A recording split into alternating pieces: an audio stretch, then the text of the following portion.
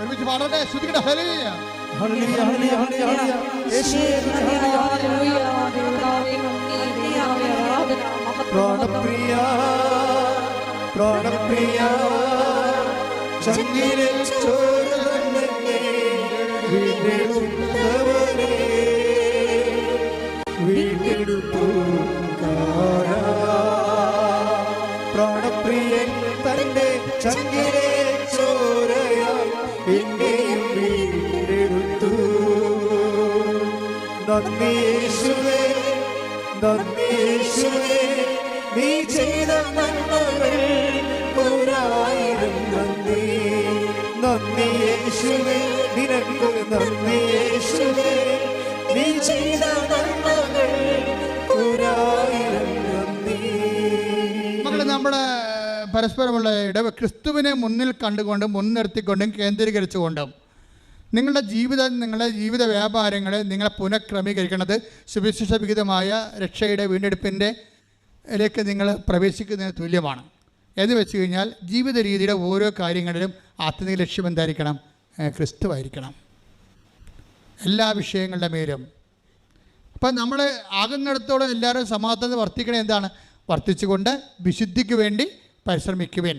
അപ്പോൾ ആ വിശുദ്ധിയുടെ സാകല്യമായിട്ടാണ് ക്രിസ്തു വരണത് ശരിക്കും പറഞ്ഞാൽ. അപ്പോൾ അങ്ങനെയുള്ള എല്ലാ വ്യാപാരങ്ങളും നിങ്ങൾ ആത്മശോധന ചെയ്യണം. കാരണം അതിനെതിരായിട്ടുള്ള ക്രോധം അതുപോലെ തന്നെ മോഹം, അതിനെതിരായുള്ള വൈരാഗ്യം, വിദ്വേഷം, ചതി, അഹങ്കാരം, മുൻകോപം, കലഹം, ഭിന്നത, ഇങ്ങനെ ലൗകിക ആയിട്ടുള്ള എല്ലാവിധ ക്രിസ്തുവിനെതിരെ നിൽക്കുന്ന ചൈതന്യങ്ങളെ പതുക്കെ നമ്മൾ സബ്സൈഡ് ചെയ്യാൻ വേണ്ടിയാണ് ഉപവാസം വെച്ചിരിക്കുന്നത്. ഉടമ്പടി ഉപവാസം ഇല്ലേ? അപ്പോൾ ഉടമ്പടി ഉപവാസം ആരും തെറ്റിക്കൊന്നും ചെയ്യരുത് കേട്ടോ.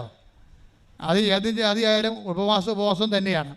അപ്പോൾ അത് എന്തിനാണ്? സബ്സൈഡ് ചെയ്യാൻ വേണ്ടിയാണ്. ക്രിസ്തുവിലേക്കുള്ള എൻ്റെ യാത്രയിൽ, അതായത് കൃപയിലേക്കുള്ള യാത്ര. ക്രിസ്തുവിൻ്റെയൊക്കെയുള്ള യാത്ര എന്ന് പറയുമ്പോൾ നിങ്ങൾക്ക് തെറ്റിദ്ധാരണ ഉണ്ടാകും. അതല്ല, നമ്മളെ ഒരു മനുഷ്യൻ ഇഹത്തിലും പരത്തിലും ഒരു വിഷയത്തെ കൈകാര്യം ചെയ്യുന്നത് കൃപ എന്ന ആത്മീയ ബലം കൊണ്ടാണ്. ആ ബലത്തെ സമൃദ്ധിയാകാൻ വേണ്ടിയുള്ള ഒരു ക്രമീകരണങ്ങളാണ്, ആത്മീയ ക്രമീകരണങ്ങളാണ് ഉടമ്പടി നിങ്ങൾ നിർവഹിച്ചു കൊണ്ടേയിരിക്കുന്നത്. അതുകൊണ്ട് തന്നെ അതിനെ ബൂസ്റ്റ് ചെയ്യാനും അതിനെ എൻഹാൻസ് ചെയ്യാൻ പറ്റുന്ന രീതിയിലുള്ള പ്രേക്ഷിത പ്രവർത്തനങ്ങൾ, അതുപോലെ തന്നെ അതിനുള്ള ഉപവി പ്രവർത്തനങ്ങൾ, അങ്ങനെ എല്ലാം ആകുമ്പോൾ നിങ്ങൾക്കറിയാമല്ലോ, ഞാൻ നേരത്തെ പറഞ്ഞു, നിങ്ങൾ ഈ 6 കാര്യമെന്ന് പറഞ്ഞ് നിങ്ങൾ കണ്ണാക്കിടേണ്ട കാര്യമില്ല. ദൈവത്തിന് 600 കാര്യം ചെയ്യാൻ പറ്റും. നിങ്ങൾ നടക്കാത്ത വഴികളിലൂടെ നിങ്ങൾ നടത്തും. ഇപ്പോൾ കഴിഞ്ഞ ദിവസങ്ങളിലെ സാബു എന്ന് പറഞ്ഞൊരു മനുഷ്യൻ ഒരു സാക്ഷ്യം പറഞ്ഞു. അപ്പോൾ അവന് ഭയങ്കര കടവാണ്. ഉടമ്പടി എടുക്കണ മുമ്പ് അവന് ചെറിയൊരു പന്നി വളർത്തലൊക്കെ ഉണ്ടായിരുന്നു. അപ്പം പന്നി വളർത്തുന്ന ആൾക്കാർ എന്തിനാണ് വളർത്തുന്ന ആൾക്കാർ? പന്നി ഒരു 3 മാസം കൂടുമ്പോൾ പ്രസവിക്കും, കുറേ കുഞ്ഞുങ്ങളെ കിട്ടും, വിൽക്കാൻ പറ്റും, അപ്പോൾ കുറച്ച് ലാഭം കിട്ടും. പക്ഷേ ഈ പുള്ളിക്കാരൻ ഗതി പിടിക്കണില്ല, പന്നി വളർത്തിയിട്ട് പോലും ഗതി പിടിക്കണില്ല. അപ്പോൾ ഒന്ന് ഉടമ്പടി എടുത്തപ്പോൾ പുള്ളിക്ക് തോന്നി, ഏതായാലും എനിക്കറിയാവുന്നൊരു പണി ഇതാണ്. ആ പണി പുള്ളി ചെയ്തപ്പോൾ ദൈവം എന്ത് ചെയ്യുന്ന വെച്ചാൽ അതിനെ ദൈവം ആശീർവദിച്ചപ്പോൾ സാബ് പറയണത്, ഞാൻ പന്നി വളർത്തി നല്ല പരിചയമുള്ള ആളാണ്, പക്ഷെ അത് നഷ്ടപ്പെട്ടു പോണ സമയത്താണ് ഞാൻ ഉടമ്പടി എടുത്തു കഴിഞ്ഞപ്പോൾ സാധാരണ 3 മാസം 21 ദിവസമാണ് പന്നി പ്രസവിക്കണത്. എൻ്റെ പന്നി ഇപ്പം 3 മാസം തികയുന്ന മുമ്പ് തന്നെ പ്രസവിക്കാൻ തുടങ്ങിയെന്ന്. എനിക്ക് അർത്ഥം മനസ്സിലായില്ല എൻ്റെ.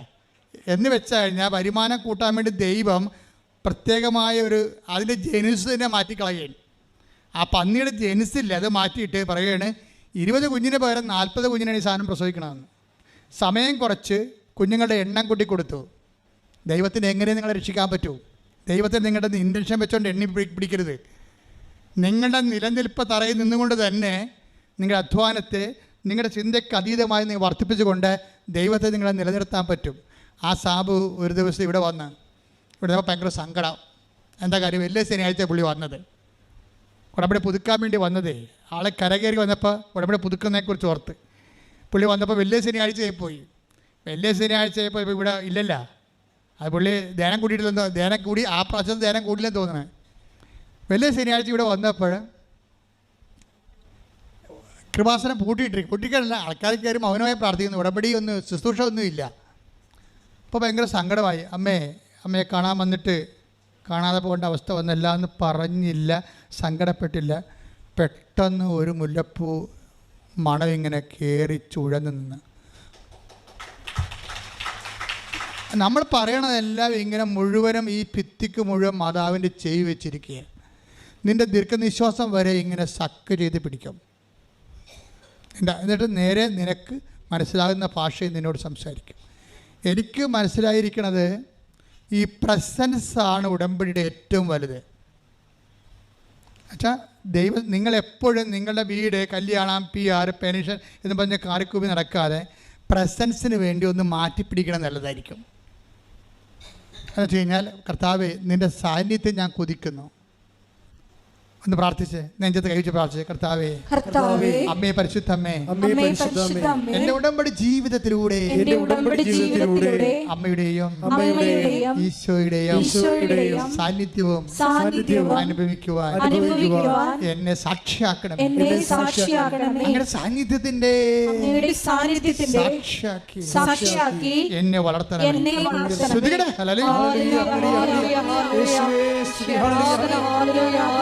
ഇന്നും ജീവിക്കുന്ന യേശുവിന്റെ സാന്നിധ്യത്തെ കണ്ടിടട്ടെ. ഇന്നും ജീവിക്കുന്ന യേശുവിന്റെ സാന്നിധ്യത്തെ ജനങ്ങൾ കണ്ടിടട്ടെ.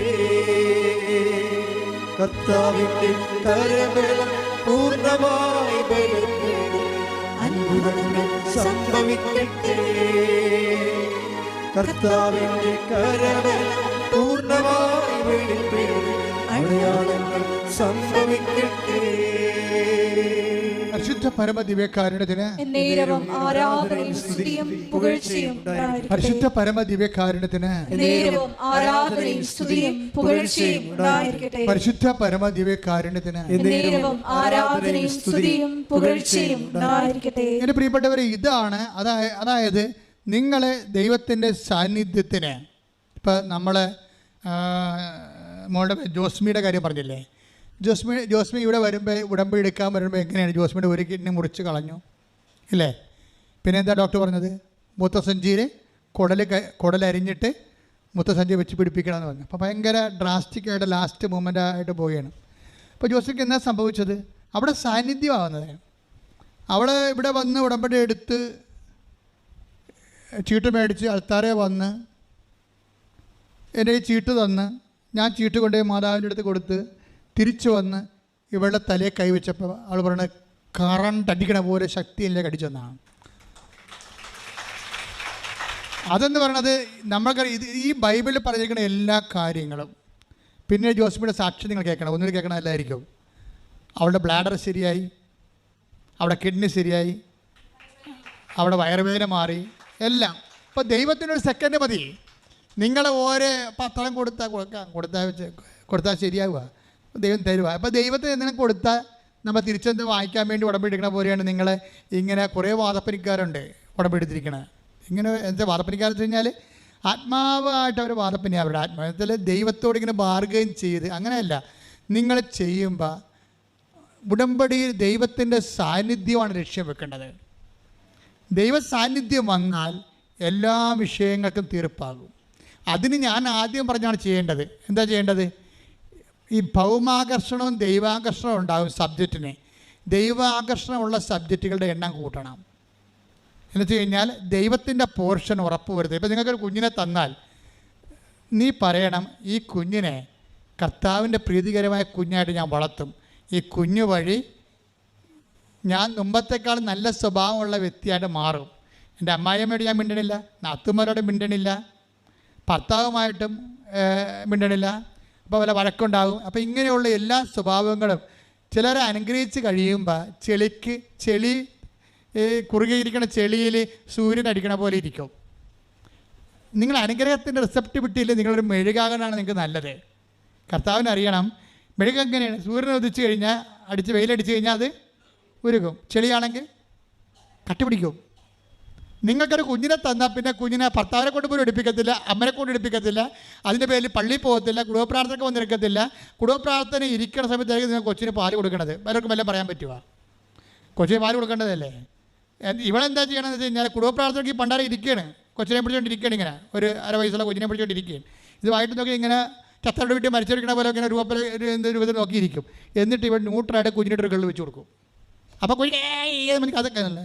അപ്പോൾ ഉടനെ ഇവിടെ 2 കൊട്ടും കൊട്ടിയിട്ട് കൊച്ചിനെ എടുത്തിട്ട് പാൽ കൊടുക്കാൻ പോയി. ഇവർക്ക് അവിടെ സ്കൾക്ക് ചെയ്യണം. ഇവർക്ക് കുടുംബ പ്രാർത്ഥനയിൽ നിന്ന് ആ കുഞ്ഞിൻ്റെ പേരിൽ കുഞ്ഞിനെ കിള്ളി നിലവിളിപ്പിച്ചിട്ട്, അതായത് ഞാനൊരു 21 ലക്ഷം ആൾക്കാരെ കൗൺസിൽ ചെയ്യുമ്പോൾ ഇതിൻ്റെ അകത്ത് എങ്ങനെയായാലും ഒരു 10,000 പിശാചുക്കളുണ്ട്. എന്ന് വെച്ച് കഴിഞ്ഞാൽ ഇതുപോലുള്ള തരവിടിത്തരങ്ങൾ കയ്യിരിക്കണം. എന്ന് വെച്ച് കഴിഞ്ഞാൽ ആ കുടുംബ പ്രാർത്ഥനയ്ക്ക് ഇരിക്കാൻ പറ്റുന്നില്ല. പിശാച് എങ്ങനെ ഇരിക്കാൻ പറ്റും? ഒരു 5 പ്രാവശ്യം കുർബാന മുടക്കിയിട്ടുണ്ടെങ്കിൽ തന്നെ ഗർഭിണികളാണ് അപകടാവസ്ഥ ഇരിക്കുന്നത്. നിങ്ങൾ ഈ കൊച്ചിൻ്റെ പേരിൽ കർത്താവിന് വേണ്ടി പണി കൊടുത്തുകൊണ്ടിരിക്കുകയാണ്. നിങ്ങൾക്ക് ഗർഭിണിയുടെ പേരിൽ ആനുകൂല്യം കൈപ്പറ്റിക്കൊണ്ട് സംവരണമാണ്. ഗർഭിണികൾക്ക് സംവരണമാണല്ല. അവർക്കൊന്നും വീട്ടിൽ ജോലി ചെയ്യേണ്ട, അവർക്ക് പള്ളിയിൽ പോകേണ്ട, കുടുംബ പ്രാർത്ഥന കൂടേണ്ട, മൊത്തം സംവരണമാണ്. 90% സംവരണം. നീ എളിതരമുള്ളിടത്ത് വാദം കൊച്ചാൻ വേണ്ടി ഈ സംവരണം കൊണ്ട് ദൈവത്തിൻ്റെ പണി കൊടുത്താൽ തിരിച്ചൊരു പണി വന്നാൽ എൻ്റെ പെണ്ണെ നീ താങ്ങത്തില്ല. അതുകൊണ്ട് നേരെ ചെറിയ വരാൻ പറഞ്ഞു. കർത്താവിൻ്റെ കുഞ്ഞിൻ്റെ കുഞ്ഞ് ചോദിക്കുമ്പോൾ തന്നെ പറയണം, ഈ കുഞ്ഞിൻ്റെ പേരിൽ തന്നെ ഞാൻ മുമ്പത്തേക്കാൾ നിന്നോട് അടുത്തിരിക്കും. നിൻ്റെ കുർബാനയോട്, നിൻ്റെ ബലിപീഠത്തോട്, നിൻ്റെ കുടുംബപ്രാർത്ഥനയോട് ഈ കുഞ്ഞിൻ്റെ പേര് ഞാൻ നിൻ്റെ സാക്ഷികളായിരിക്കും. അതാണ് ദൈവത്തിൻ്റെ അംശമെന്ന് പറയണത്. അങ്ങനെ വന്ന് നോക്കട്ടെ. ശ്രുതികട്ടെ ഹല്ലേലൂയ. ഇപ്പോൾ നമ്മൾ വീണ്ടും തിരിച്ചു വന്ന് അവസാനിപ്പിക്കുകയാണ്. അതായത് നമ്മൾ ആദ്യം കണ്ട എന്താണ്? ആദ്യം കണ്ട 12:18 റോമർ എന്താ പറഞ്ഞത്? സാധിക്കുന്നിടത്തോളം എല്ലാവരോടും സമാധാനത്തില് വർദ്ധിക്കുക. അപ്പൊ എന്തിനാണ് സമാധാനത്തെ വർദ്ധിക്കണം എന്നാണ് പിന്നീട് പറയണത്. ഹെബ്രായർ 14:18 എന്താ പറയണത്? സമാധാനത്തെ വർദ്ധിച്ചുകൊണ്ട് വിശുദ്ധിക്ക് വേണ്ടി പ്രാർത്ഥിക്കുവേൻ. അപ്പോൾ ഈ വിശുദ്ധിക്ക് വേണ്ടി പരിശ്രമിക്കണമെന്ന് പറയുന്നത് എന്തിനാണ് വിശുദ്ധി? എന്തിനാണ്? ദൈവത്തിന്റെ സാന്നിധ്യത്തിലേക്കാണ് ഈ സംഭവം പോണത്. ഹെബ്രായർ 14:13 ശ്രദ്ധിക്കട്ടെ. ഹല്ലേലൂയ. ഹെബ്രായർ 12:14 എല്ലാവരോടും സമാധാനത്തിൽ വർത്തിച്ച് വിശുദ്ധിക്ക് വേണ്ടി പരിശ്രമിക്കുവിൻ. വിശുദ്ധി കൂടാതെ ആർക്കും കർത്താവിനെ ദർശിക്കാൻ സാധിക്കുകയില്ല. അതാണ് പ്രശ്നം. വിശുദ്ധിക്ക് ലക്ഷ്യമൊന്നുമില്ല. വിശുദ്ധി ഒരു മാർഗമാണ്. സമാധാനമാണ് അതിൻ്റെ ആദ്യത്തെ സ്റ്റെപ്പ്. സാധിക്കുന്നിടത്തോളം സമാധാനത്തിൽ വർത്തിച്ചുകൊണ്ട് വിശുദ്ധിക്ക് വേണ്ടി പരിശ്രമിക്കുവിൻ. എന്തിനാണ് വിശുദ്ധിക്ക് വേണ്ടി പരിശ്രമിക്കുന്നത്? വിശുദ്ധി കൂടാതെ ദൈവത്തെ ദർശിക്കുവാൻ സാധ്യമല്ല. ഉടമ്പടിയോട് സത്യസന്ധതയും നിൻ്റെ പ്രാർത്ഥനയിൽ ദൈവഗണം വർദ്ധിപ്പിക്കുകയും അതിൻ്റെ ഭൗമഗണം കുറയ്ക്കുകയും ചെയ്യണം. ഓരോ ഉടമ്പടിയുടെ ഓരോ മാസവും കഴിഞ്ഞു പോകുമ്പോൾ ദൈവദർശനത്തിന് നീ നിന്നെ തന്നെ ഒരുക്കുന്ന അതിശക്തമായ ദൈവികമായ സംവിധാനമാണ് ഉടമ്പടി. ഉടമ്പടിയിലേക്ക് നിന്നെ കൊണ്ടുപോകുന്നതിന് നീ നന്ദി പറയണം ദൈവത്തോട്. നീ വെച്ചിരിക്കുന്ന നിയോഗങ്ങൾ മാത്രമല്ല, ദൈവത്തിൻ്റെ നിയോഗങ്ങൾ, അതിനേക്കാൾ വലിയ കാര്യങ്ങൾ കർത്താവ് നിനക്ക് വേണ്ടി ക്രമീകരിച്ചിട്ടുണ്ട്. അതിലെത്തുന്നവരെ ഉടമ്പടി നമ്മൾ യാത്ര തുടരും.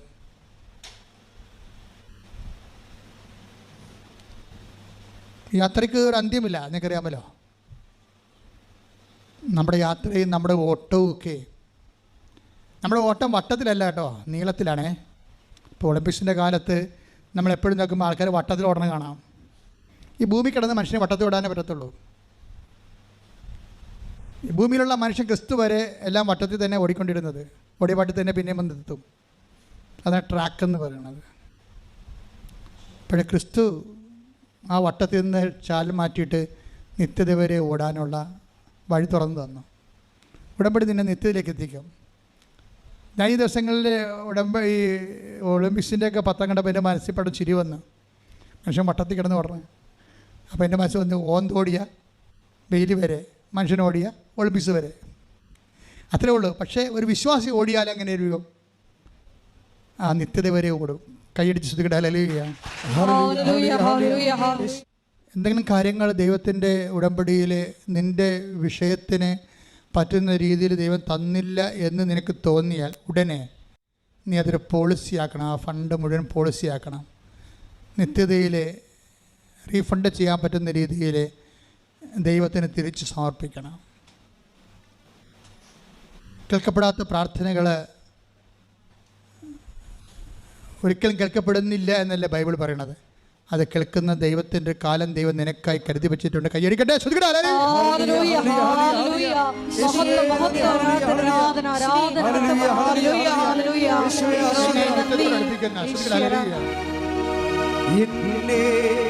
നിത്യതയോടടുപ്പിക്കുന്ന എല്ലാ അനുഭവങ്ങൾക്കും നന്ദി.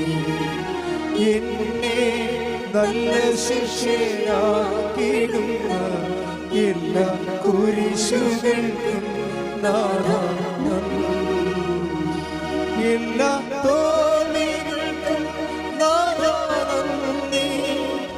നിന്റെ മുഖം കാണുവാൻ അത് നിമിത്തമായി എല്ലാ കണ്ണുനീരിനും നാഥാ നന്ദി. നിന്റെ സാന്നിധ്യമറിയാൻ ഇടയായി എന്നെ നിത്യതയോടടുപ്പിക്കുന്ന എല്ലാ അനുഭവങ്ങൾക്കും നന്ദി. എൻ്റെ മക്കളെ, വലത് കരം ഇടത് നെഞ്ചിൽ വെക്കണം, ഇടത് കരം ശിരസിൽ വെക്കണം. ഉടമ്പടി ചെയ്ത എല്ലാ വിഷയങ്ങൾക്കും വേണ്ടി ഓൺലൈനിലുള്ളവർക്ക് വേണ്ടിയും കൂടി പ്രാർത്ഥിക്കുന്നു. അച്ഛൻ പ്രാർത്ഥിക്കുന്ന അത്രയും സമയം ഇടിമുഴക്കം പോലെ ശ്രദ്ധിച്ചുകൊണ്ടിരിക്കണം. കർത്താവിൻ്റെ കൃപ നിങ്ങളെയൊക്കെ ആവശ്യിച്ചുകൊണ്ട് അനുഗ്രഹമായും കൃപയായും സൗഖ്യമായും കർത്താവിൻ്റെ സ്നേഹം പെയ്തിറങ്ങുന്ന വലിയ നിമിഷങ്ങളാണ്. ശ്രദ്ധിക്കട്ടെ. ഹല്ലേലൂയ, ഹല്ലേലൂയ, ഹല്ലേലൂയ. കർത്താവിന്റെ ഉന്നതമായ നാമത്തിന് സ്വന്തം ചെയ്യും. കർത്താവിന്റെ വിശുദ്ധ പൗരോഹിത്യത്തെ മഹത്വപ്പെടുത്തണം. കർത്താവ് സഭയിലുള്ള സാന്നിധ്യത്തെ പ്രകടമാക്കണം. 38 വർഷം ഞാൻ അർപ്പിച്ച കൃപാനയുടെ യോഗ്യതയായി കൃപാസനത്താരയിലെ ജീവനോടെ പ്രത്യക്ഷപ്പെട്ട പരിശുദ്ധ അമ്മയുടെ മാധ്യസ്ഥത ഈ തറയിൽ നടന്ന 10,000-കണക്കിന് ആരാധനയുടെ കൃപയിൽ ശക്തിയിൽ യേശു ക്രിസ്തുവിന്റെ ഉന്നതമായ നാമത്തില് മാർഗരോഗങ്ങള്, തീരാവ്യാധികള്, ജീവിത ദുരിതങ്ങള്, ജീവിത തടസ്സങ്ങള് എല്ലാം യേശു ക്രിസ്തുവിന്റെ നാമത്തിൽ മാറിപ്പോകട്ടെ. കർത്താവേ, അപ്പാ, സ്വർഗീയ പിതാവേ, അങ്ങേ പുത്രനായ യേശു ക്രിസ്തുവിന്റെ നാമത്തിൽ പ്രാർത്ഥിക്കുന്ന അപ്പാ, നിന്റെ തിരുമുറിവാർന്ന വലത് കരത്താൽ എല്ലാ മക്കളെ സ്പർശിക്കണേ അപ്പാ. അപ്പൻ്റെ കൈകൾ നീട്ടണമെന്ന് പ്രാർത്ഥിക്കുന്നു സ്വർഗീയപ്പ. എല്ലാ മക്കളെ സ്പർശിക്കണമേ, എല്ലാ മക്കളെ സ്പർശിക്കണമേ. ത്വക്കുകള്, ശരീരങ്ങള്, ആന്തരിക ശരീരങ്ങള്, ആന്തരിക അവയവങ്ങള്, കോശങ്ങള്, പേശികള്, നീര് കെട്ടിയ ശരീരം അപ്പാ സ്പർശിക്കണമേ. കർത്താവേ, വെള്ളം കെട്ടിയ വയറുകള് സ്പർശിക്കണമേ. കരൾ രോഗികള്, കിഡ്നി രോഗികള്, നീര് കെട്ടിയ ശരീരം, വെള്ളം കെട്ടിയ ശരീരം, ഡാമേജ് ആയിട്ടുള്ള ആന്തരിക അവയവങ്ങള് അപ്പാ സ്പർശിക്കണമേ. ദൈവത്തിന്റെ കരുണ, യേശു ക്രിസ്തുവിന്റെ കരുണ, കർത്താവിന്റെ കൃപ നിങ്ങൾക്ക് ആവശ്യിക്കട്ടെ, നിങ്ങൾക്ക് ആവശ്യിക്കട്ടെ. മാർഗരോഗങ്ങള്, തീരാവേദികള്, പാങ്ക്രിയാസുകള്, കരള്, കിഡ്നി, ശ്വാസകോശങ്ങള്, തൈറോയിഡുകള്, ശിരസ്, ബ്രെയിന്, ഉച്ചുമുതൽ ഉള്ളംകാല് വരെ എല്ലാ കോശങ്ങളും, എല്ലാ പേശികളും, എല്ലാ ആന്തരിക അവയവവും യേശു ക്രിസ്തുവിന്റെ നാമത്തില് സൗഖ്യം പ്രാപിക്കട്ടെ. Hallelujah, hallelujah. യേശു എല്ലാ രോഗങ്ങളും സുഖപ്പെട്ടുകൊണ്ട് യേശുവിന്റെ നാമത്തെ ഈ ആരാധനയിലൂടെ മഹത്വപ്പെടുത്തണമേ. Hallelujah, hallelujah.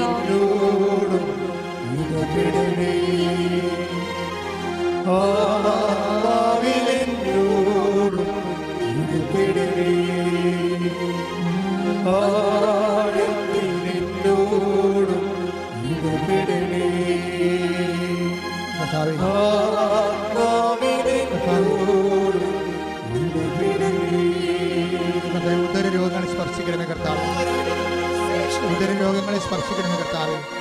കർത്താവ് പൊക്കിളിനെ സ്പർശിക്കണമേ കർത്താവ്. കർത്താവ് ഗർഭാശയത്തെ സ്പർശിക്കണം കർത്താവ്. കർത്താവ് മൂത്രാശയത്തെ സ്പർശിക്കണം കർത്താവ്. മൂത്രനാളികളെയും ഗർഭനാളികളെ സ്പർശിക്കണം കർത്താവ്. അതിന്റെ ബ്ലോക്കുകൾ യേശു ക്രിസ്തുവിന്റെ നാമത്തിൽ നീങ്ങിപ്പോകട്ടെ. കർത്താവ് ഹൃദയത്തിന്റെ കുഴലുകള്, ഭിത്തികള്, ശ്വാസകോശങ്ങള്, തന്ത്രികള് കർത്താവിന്റെ രക്തത്താൽ കുതിരട്ടെ. തൊട്ട, കണ്ണ്, മൂക്ക്, അതിന്റെ ആന്തരികമായ കേടുപാടുകള് കർത്താവിന്റെ വിശുദ്ധ രക്തത്താൽ കഴുകപ്പെടട്ടെ. കർത്താവിന്റെ വിശുദ്ധ രക്തത്താൽ കഴുകപ്പെടട്ടെ. സ്പർശിക്കണം കർത്താവേ. നീരോടെ പ്രാർത്ഥിക്കുന്ന മക്കള്, വേദനയോടെ പ്രാർത്ഥിക്കുന്ന മക്കള്, വിശ്വാസത്തിൽ പ്രാർത്ഥിക്കുന്ന മക്കള് കർത്താവേ, കർത്താവേ, അങ്ങനെ ആണിപ്പെടുത്താറുന്ന വലതുകരം, അനുഗ്രഹത്തിന്റെ അത്ഭുതകരം ഓരോ മകന്റെ പേരും മകന്റെ പേരും ഹല്ലേലൂയ, ഹല്ലേലൂയ. മഹത്വം, മഹത്വം. ആരാധന, ഹല്ലേലൂയ. ആരാധന, ഹല്ലേലൂയ. എന്നോട് ഇടപെടണേ. കർത്താവേ, മുടി കൊഴിയുന്ന മക്കളെ പ്രാർത്ഥിക്കുന്നു ഈശോയെ. മക്കളില്ലാത്ത പ്രാർത്ഥിക്കുന്നു ഈശോയെ. വിവാഹം ഒത്തുവരാത്ത പ്രാർത്ഥിക്കുന്നുണ്ട്. ജോലി ശരിയാകാത്തൊരു പ്രാർത്ഥിക്കുന്ന കർത്താവ്, സാമ്പത്തിക തകർച്ചയുള്ളവര്, ജപ്തി നടപടിയെ നേരിടുന്നവര്, അത് വരുമാനമാർഗം നഷ്ടപ്പെട്ടവര്, വീടില്ലാത്തവര്, കർത്താവെ കച്ചവടങ്ങൾ പൂട്ടിപ്പോയവര്, വരുമാനം ജോലി നഷ്ടപ്പെട്ടവര്, ജോലിക്ക് വേണ്ടി മത്സരിക്കുന്നവര്, ഇന്റർവ്യൂവിന് പോകാൻ പോകുന്നവര്, ടെസ്റ്റിന് പോകാൻ പോകുന്നവര്, എല്ലാവരും ചൊല്ലി പ്രാർത്ഥിക്കുന്നു. ദൈവത്തിന്റെ കരുണ ഡൈവേഴ്സായി പോയവര്, കേസാകപ്പെട്ടിരിക്കുന്നവരെല്ലാം സ്പർശിക്കുന്നു. ദൈവത്തിന്റെ കരുണ, ദൈവത്തിന്റെ ശക്തിയുടെ ശ്രുതികട ഹല്ലേലൂയ, ഹല്ലേലൂയ. എല്ലാ ജീവിത ദുരിതങ്ങളും തടസ്സങ്ങളും മാറിപ്പോയിക്കൊണ്ട് ഈശോയെ അങ്ങയുടെ നാമത്തെ ആരാധനയിലൂടെ വീണ്ടും വീണ്ടും മഹത്വപ്പെടുത്തണമേ. Hallelujah, hallelujah. മഹത്വം, മഹത്വം, ആരാധന, ആരാധന. ഹല്ലേലൂയ, ഈശോയെ ആരാധന. ഹല്ലേലൂയ, മഹത്വം, മഹത്വം, ആരാധന, ആരാധന. ഹല്ലേലൂയ, ഈശോയെ ആരാധന. ഹല്ലേലൂയ, ഈശോയെ ആരാധന. ഹല്ലേലൂയ. എന്നോട് ഇടപെടണേ. ആത്മാവിനെന്നോട് ഇടപെടണേ. എല്ലാവരും മുട്ടേ നിൽക്കാം. മൗനമായി പ്രാർത്ഥിക്കട്ടെ.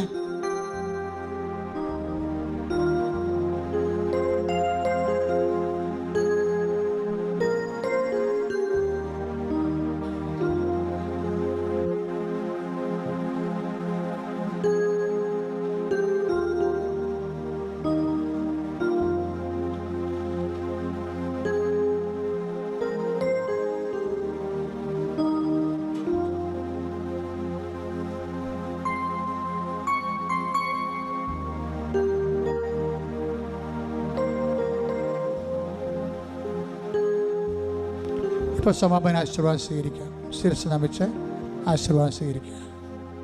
എല്ലാവരോടും സമാധാനത്തിൽ വർത്തിച്ച് വിശുദ്ധിക്ക് വേണ്ടി യത്നിക്കുവാൻ ഈ ആരാധനയിലൂടെ ഞങ്ങളെ അഭിഷേകം ചെയ്യണമേ എന്ന് പ്രാർത്ഥിക്കാം.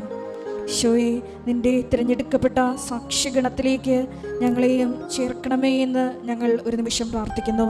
ജീവിതത്തിൽ എന്തെല്ലാം പ്രശ്നങ്ങളുണ്ടായാലും നിന്നിൽ മാത്രം, ക്രിസ്തുവിൽ മാത്രം സമാധാനം കണ്ടെത്താനുള്ള വലിയ കൃപയ്ക്ക് വേണ്ടി ഹൃദയത്തിൽ പ്രാർത്ഥിച്ചുകൊണ്ട് നമുക്ക് ശിരസ് നമിച്ച് ദിവ്യകാരുണ്യനാഥൻ്റെ ആശീർവാദം സ്വീകരിക്കാം.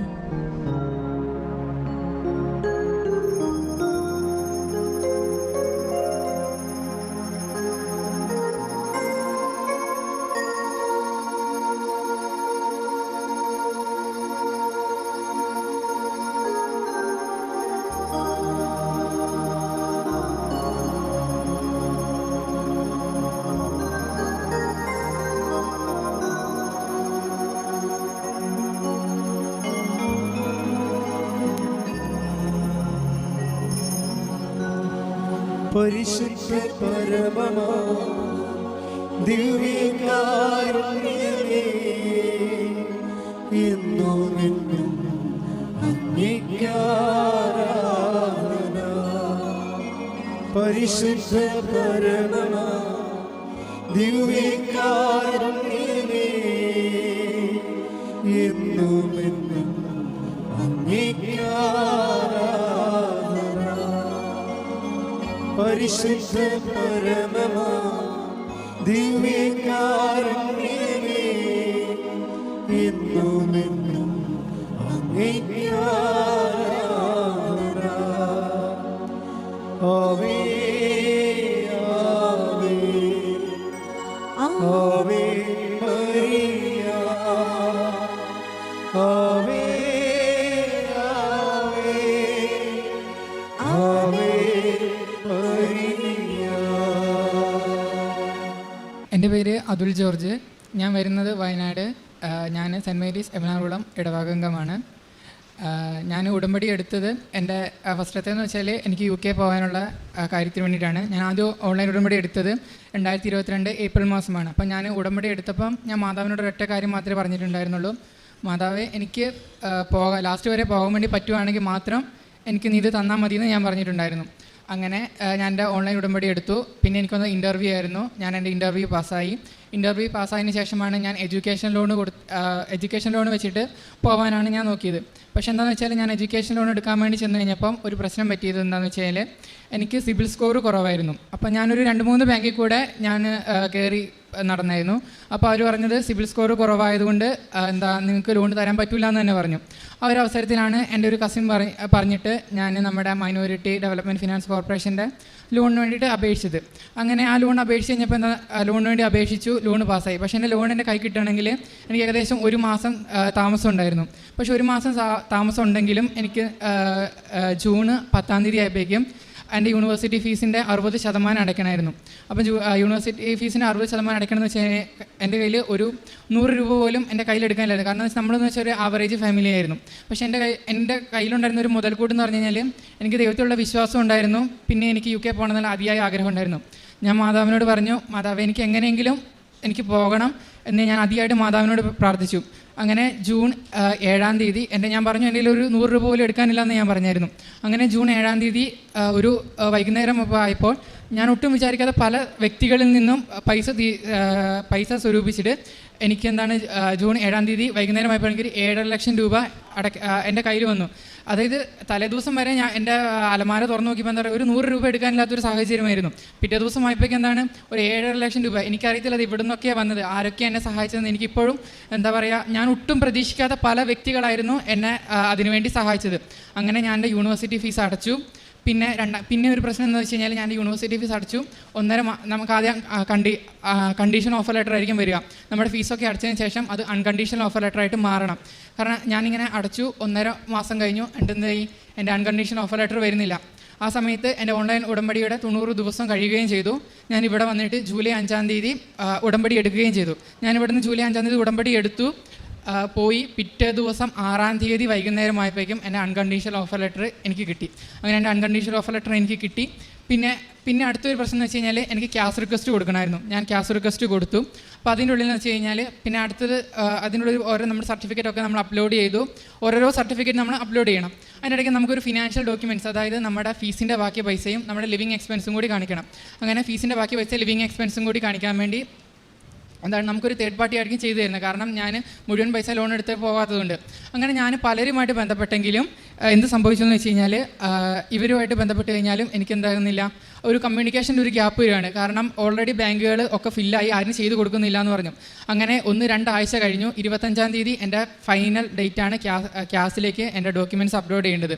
അങ്ങനെ 25-ാം തീയതി ഞാൻ എന്ത് ചെയ്തു, ലൈറ്റ് ക്യാൻഡിൽ പേ റിക്വസ്റ്റ് കൊടുത്തു. അതിൻ്റെ ഫലമായിട്ട് 25-ാം തീയതി വൈകുന്നേരം തന്നെ എന്നെ ഒരു പാർട്ടി കോൺടാക്ട് ചെയ്യുകയാണ്, നിങ്ങൾക്കിങ്ങനെ ഞങ്ങൾ ചെയ്തു തരാമെന്ന് പറഞ്ഞു. 25-ാം തീയതി എന്ത് സംഭവിച്ചെന്ന് വെച്ചാൽ എൻ്റെ ലാസ്റ്റ് ഡേറ്റ് ആയിരുന്നു ക്യാഷിൽ എൻ്റെ ഡോക്യുമെൻറ്റ്സ് അപ്ലോഡ് ചെയ്യേണ്ടത്. അത് കഴിഞ്ഞു. ഞാൻ എൻ്റെ ക്യാഷിൽ ഡോക്യുമെൻറ്റ്സ് അപ്ലോഡ് ചെയ്തപ്പം 27-ാം തീയതിയായി ലോൺ ലെറ്ററും റെഡിയാക്കിയിട്ട്. അങ്ങനെ ആദ്യത്തെ 2 ദിവസം നമ്മുടെ ക്യാഷ് ഇങ്ങനെ ഓരോരോ ശതമാനം വെച്ച് അവരുടെ ഡോക്യുമെൻറ്റ്സ് റിവ്യൂ ചെയ്യുന്നതിനനുസരിച്ച് കൂടി വരുമായിരുന്നു. എൻ്റെ 54% കഴിഞ്ഞപ്പം എൻ്റെ ക്യാഷ് കൂടുന്നില്ല. അവിടെ വെച്ച് സ്റ്റോപ്പായി പോയി. 2 ദിവസം ഞാൻ അങ്ങനെ നിന്നു. അപ്പോഴും ലൈറ്റായി ക്യാൻഡിൽ പേ റിക്വസ്റ്റ് കൊടുത്തു, പ്രാർത്ഥിച്ചു. അപ്പോൾ ഞാനൊരു യൂട്യൂബിൽ 2 സാക്ഷ്യം കണ്ടു. അതായത് മാതാവിന് കത്തെഴുതുമെന്ന് പറഞ്ഞിട്ട്. അപ്പം ഞാൻ എന്ത് ചെയ്തെന്ന് വെച്ചാൽ ഞാൻ മാതാവിനൊരു കത്തെഴുതി. ഞാൻ കത്തെഴുതിയതിൻ്റെ കാരണം ഞാൻ പറഞ്ഞു, മാതാവേ എൻ്റെ അവസ്ഥ ഇങ്ങനെയാണ്, എനിക്ക് UK പോകണമെന്ന് എനിക്ക് അതിയായ ആഗ്രഹമുണ്ട്, പഠിക്കണം എന്ന് എനിക്ക് ഭയങ്കര ആഗ്രഹമുണ്ട്. ഞാൻ മാതാവിനൊരു കത്തെഴുതി. അന്ന് വൈകുന്നേരം 54% എൻ്റെ ക്യാഷ് പെട്ടെന്ന് 69%. 69% കഴിഞ്ഞ് നേരെ 75-70 ആകേണ്ടത്. പിറ്റേന്ന് 2 ദിവസം കഴിഞ്ഞ് നോക്കുമ്പോൾ എൻ്റെ ക്യാഷ് നേരെ 100 അതായത് ആഗസ്റ്റ് 14-ാം തീയതി എൻ്റെ ക്യാഷ് 100 എൻ്റെ ക്യാഷ് എൻ്റെ കയ്യിൽ കിട്ടി. അങ്ങനെ ക്യാഷ് കൈ കിട്ടി കഴിഞ്ഞപ്പോൾ നമുക്ക് അടുത്ത സ്റ്റെപ്പ് എന്ന് വെച്ചാൽ വിസയ്ക്ക് വെക്കലായിരുന്നു. അപ്പോൾ വിസയ്ക്ക് വെച്ച് കഴിഞ്ഞാൽ എനിക്ക് സെപ്റ്റംബർ 19 ക്ലാസ് സ്റ്റാർട്ട് ചെയ്യും. പക്ഷേ എന്ന് വെച്ചാൽ വിസയ്ക്ക് വെച്ച് കഴിഞ്ഞാൽ ഏകദേശം 1 മാസത്തിനടുത്ത് വിസയ്ക്ക് നമുക്ക് കൈ കിട്ടാൻ വേണ്ടി സാവകാശമുണ്ട്. അന്ന് ആഗസ്റ്റ് 15-നായിരുന്നു UK government priority visa suspend ആയി കിടന്ന പ്രയോറിറ്റി വിസ സ്റ്റാർട്ട് ചെയ്യുകയും എനിക്ക് പ്രയോറിറ്റി വിസയ്ക്ക് വെക്കാൻ പറ്റുകയും ഇന്നലെ അതായത് സെപ്റ്റംബർ 6-ാം തീയതി എൻ്റെ വിസ എൻ്റെ കൈ കിട്ടുകയും ചെയ്തു.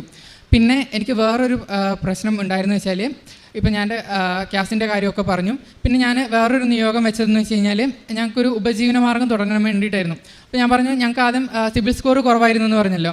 അങ്ങനെ സിബിൽ സ്കോർ കുറവായിരുന്നു എന്ന് പറഞ്ഞ സാഹചര്യത്തിൽ പല ബാങ്കുകളും ഞാൻ എഡ്യൂക്കേഷൻ ലോണിന് പോയപ്പം അവർ ഞങ്ങളെ ഒഴിവാക്കി വിട്ടു.